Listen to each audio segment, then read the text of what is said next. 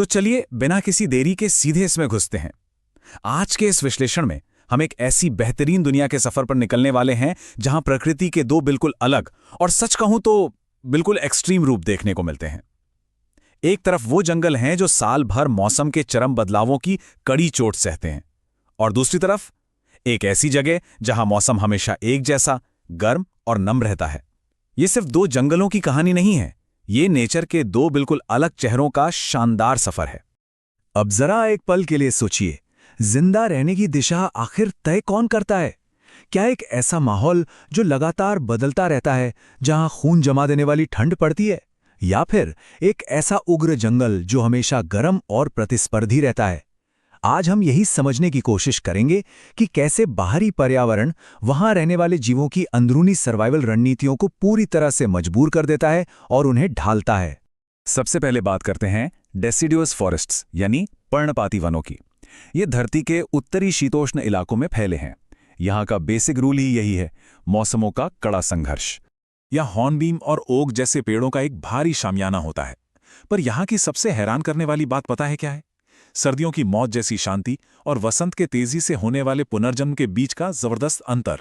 सर्दियों में ये जंगल बिल्कुल सुन्न पड़ जाते हैं, पेड़ों के पत्ते पूरी तरह झड़ जाते हैं और वे एकदम नग्न होकर बर्फ में बस किसी तरह जिंदा रहने की कोशिश करते हैं। लेकिन जैसे ही वसंत यानी स्प्रिंग आता है, कहानी एकदम पलट जाती है। तापमान तेजी से बढ़ता है और पेड़ों को पानी छोड़ने के लिए ज्यादा सतह की जरूरत पड़ती है। नतीजा, चौड़ी और बड़ी पत्तियां पूरी रफ्तार से खिल उठती हैं और पूरे जंगल में अचानक से भोजन का एक धमाका सा हो जाता है। ऐसे कठोर माहौल में जिंदा रहना कोई बच्चों का खेल नहीं है। हर जीव की अपनी एक अलग स्ट्रैटेजी होती है। जैसे यूरोपियन भैंसों को ही ले लीजिए, ये अपने घने फर के दम पर इस जानलेवा मौसम को झेलते हैं और 50 सदस्यों का झुंड बनाकर पेड़ों की छाल या काई खाकर काम चलाते हैं। गिलहरियां, वो तो अपना ज्यादातर वक्त आराम से शीत निद्रा यानी हाइबरनेशन में बिताती हैं और बस छिपाए हुए बीज खाने के लिए कभी कभार धूप वाले दिनों में बाहर आती हैं। पक्षियों की बात करें तो वो ठंड से बचने के लिए हजारों किलोमीटर दूर निकल जाते हैं, और पेड़, वो चुपचाप अपनी जड़ों और तनों में एनर्जी बचाकर रखते हैं अगले वसंत के इंतजार में। अगर सर्वाइवल के इस खेल को और करीब से देखना हो तो भालुओं का उदाहरण बिल्कुल परफेक्ट है। ये बदलते मौसम के हिसाब से अपनी डाइट पूरी तरह स्विच कर लेते हैं। वसंत आते ही ये रसीली घास और फूल खाते हैं। फिर जैसे जैसे गर्मियां खत्म होती हैं, इनका टारगेट होते हैं पके हुए गूदेदार फल, और पतझड़ आते आते ये एनर्जी से भरे नट्स और ओक के फल खा खा के खुद को तैयार कर लेते हैं। इनका एक ही मकसद होता है, खतरनाक सर्दियां वापस आने से पहले जितनी हो सके उतनी एनर्जी बचा कर रखना। अब देखिए कि ये पूरा चक्र आगे कैसे बढ़ता है, और सच मानिए ये बड़ा फैसिनेटिंग है। वसंत में जब यूरोपियन भैंसे जी भर के खाते हैं तो उनके मल में बचे हुए बिना पचे खाने पर बीटल्स की लाखों प्रजातियां पनपती हैं। वे इसे खाती हैं, वहीं अपने अंडे देती हैं, और बदले में क्या होता है? ये बीटल्स और इनके लार्वा अनगिनत पक्षियों और रेप्टाइल्स के लिए एक शानदार दावत बन जाते हैं। यानी सोचिए, जंगल में वेस्ट जैसी कोई चीज होती ही नहीं है। हर चीज नए जीवन का एक महत्वपूर्ण इंजन बन जाती है। और फिर गर्मियों के बाद जब पतझड़ आता है, ओहो क्या नजारा होता है। ये जंगल किसी खूबसूरत पेंटिंग में तब्दील हो जाते हैं। पत्तियों में मौजूद हरा क्लोरोफिल बिल्कुल गायब होने लगता है और शानदार लाल, भूरे, बैंगनी और सिंदूरी रंग अपनी छटा बिखेरते हैं। लेकिन सच कहूं तो ये कोई फैशन शो नहीं है। ये असल में जंगल का अपनी पत्तियों को खुराक देना बंद करने का तरीका है। एक कठोर कदम, ताकि आने वाली लंबी सर्दियों के लिए हर बूंद ऊर्जा बचाई जा सके। तो अगर इस पूरे इकोसिस्टम की सच्चाई को एक लाइन में समेटना हो तो वो यही है, सर्दियों में जिंदगी और मौत बस इसी बात से तय होती है कि आप कितनी देर तक टिके रह सकते हैं। यहाँ का पूरा चक्र धीरज और सहन शक्ति की एक परीक्षा है। ये मौसम के खिलाफ एक ऐसी लड़ाई है जो कभी खत्म नहीं होती। खैर, अब हम अपना रुख करते हैं दुनिया के एक बिल्कुल अलग हिस्से की तरफ।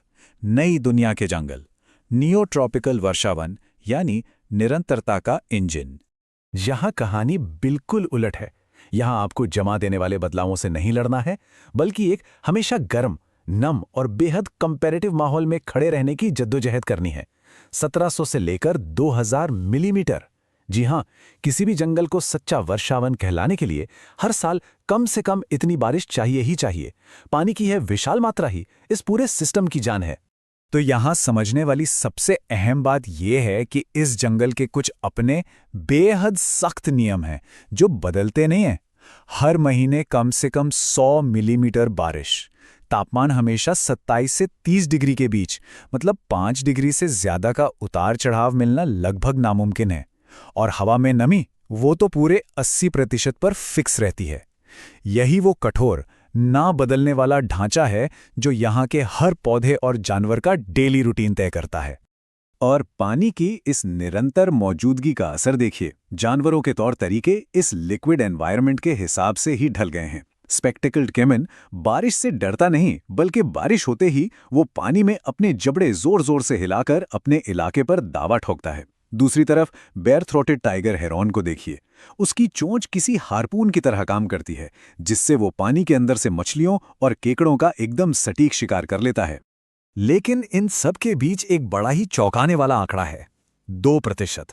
हमेशा हरे रहने वाले इन विशाल पेड़ों का शामियाना इतना घना होता है कि जंगल की जमीन तक सूरज की केवल 2% रोशनी ही पहुंच पाती है। नतीजतन नीचे हमेशा एक गहरा, नम सा अंधेरा छाया रहता है।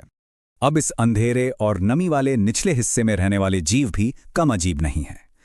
300 किलो के भारी भरकम साउथ अमेरिकन टैपियर, ये अपनी संवेदनशील थूथन से चुन चुनकर सबसे नरम पत्तियां खाते हैं। केकड़े खाने वाले रकून को देखिए, इनकी आदत बड़ी दिलचस्प है। ये अपने शिकार को खाने से पहले पानी में बार बार धोते हैं ताकि छूकर समझ सकें कि उसमें कांटे या हड्डियां तो नहीं हैं। और बेसिलिस्क छिपकलियां, वो इतनी फुर्तीली होती हैं कि खतरा भापते ही नदियों के किनारे तुरंत गायब हो जाती हैं। यहीं पर आपको नॉर्दर्न तामंडुआ भी मिलेंगे, जो मिर्मेकोफेगस यानी चींटियां और दीमक खाने वाले जीव हैं। इनकी सबसे कमाल की खूबी है इनका सेल्फ कंट्रोल।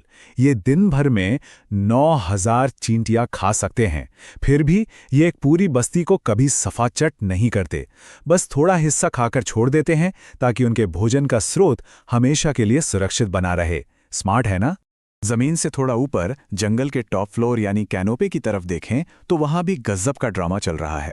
मोंटेजुमा ओरोपेंडोला नाम के पक्षी शिकारियों से बचने के लिए बिल्कुल अलग थलग सबसे ऊंचे पेड़ों पर घोंसला बनाते हैं, और वहां नर डालियों पर उल्टे लटक कर गाना गाते हैं और मादाओं को लुभाने के लिए अपनी चमकदार पीली पूंछ लहराते हैं।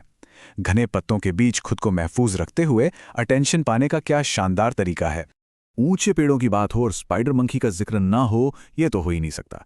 क्या आप जानते हैं कि कई वैज्ञानिक स्पाइडर मंकी को चिंपैंजी और ओरांगुटान के ठीक बाद तीसरा सबसे बुद्धिमान प्राइमेट मानते हैं? बिल्कुल सही सुना आपने।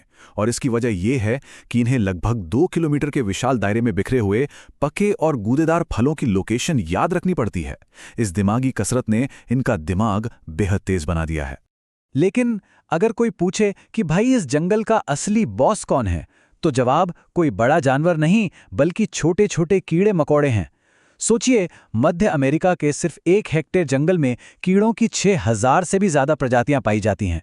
ये माइंड ब्लोइंग नंबर सीधे तौर पर साबित करता है कि इस उग्र वर्षावन पर असल राज इन्हीं छोटे जीवों का है। और जहां कीड़े हैं वहां मेढक तो होंगे ही। निरंतर 80% नमी का पूरा फायदा उठाते हैं आवर ग्लास ट्री फ्रॉग्स। ये आराम से सीधे पत्तियों पर कहीं भी अंडे दे देते हैं। पर इधर अंडे आए नहीं कि शिकारी सांप इन्हें ढूंढते हुए पहुंच जाते हैं। यह एक लगातार चलने वाली हथियारों की दौड़ है। सांप इन चिपचिपे अंडों को चट कर जाते हैं, लेकिन इतनी भारी तबाही के बावजूद कुछ अंडे बच ही जाते हैं। वो टैडपूल बनते हैं और लाइफ का ये चक्र बिना रुके बस चलता रहता है। अब जरा इस बात पर गौर कीजिए, क्योंकि ये हमारी आज की चर्चा का शायद सबसे चौंकाने वाला तथ्य है। ये वर्षावन पूरे धरती की सतह का 6% से भी कम हिस्सा घेरते हैं, लेकिन दुनिया के आधे से ज्यादा पौधे और जानवरों की प्रजातियां इन्हीं गिने चुने इलाकों में बसती हैं। ये डेंसिटी इतनी अविश्वसनीय है कि एक पल के लिए सोचने पर मजबूर कर देती है कि एक ही जगह पर इतनी लाइफ कैसे हो सकती है। मेक्सिको के दक्षिण से लेकर ब्राजील के दक्षिण तक फैला ये विशाल नियोट्रॉपिकल वर्षावन सचमुच पृथ्वी का सबसे सक्रिय, विविधता से भरा और अछूता जीवन का इंजन है।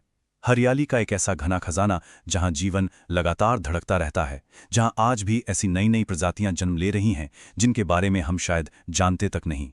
तो इस शानदार सफर के आखिरी पड़ाव पर अब एक बड़ा सवाल खड़ा होता है। सर्वाइव करने के लिए ज्यादा बड़े अनुकूलन यानी अडेप्टेशन की जरूरत कहां पड़ती है?